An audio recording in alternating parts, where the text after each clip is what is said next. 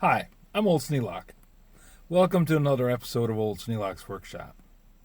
I'm on the road again, and it's Saturday.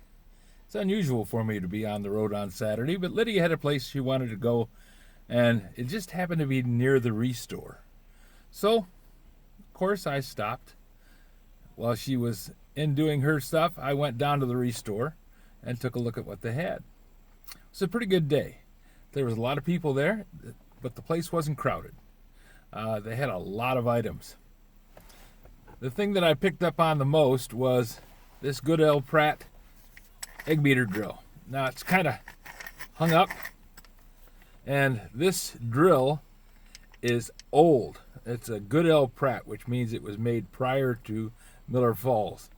Miller Falls is an old company, and when they bought out Goodell Pratt, it was a long time ago. So anyways, this is kind of a cool drill. Has a nice rosewood handle on it. A little chip in this one, but I think I can repair that. I don't know exactly what this casting is. It might be aluminum, it might be zinc, could be some kind of alloy called Zamac or Zamac. But anyways,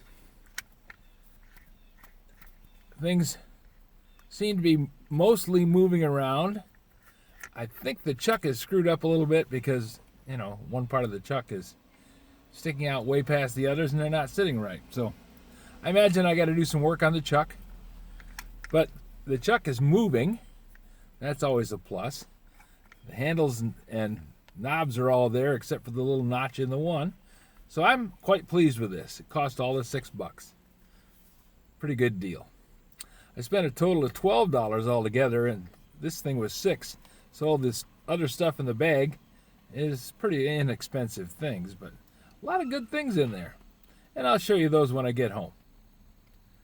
For right now, if you have any suggestions for a new video, questions about today's video, or any of the other videos on the channel, just drop a note in the comments. I read them all. Thanks for watching.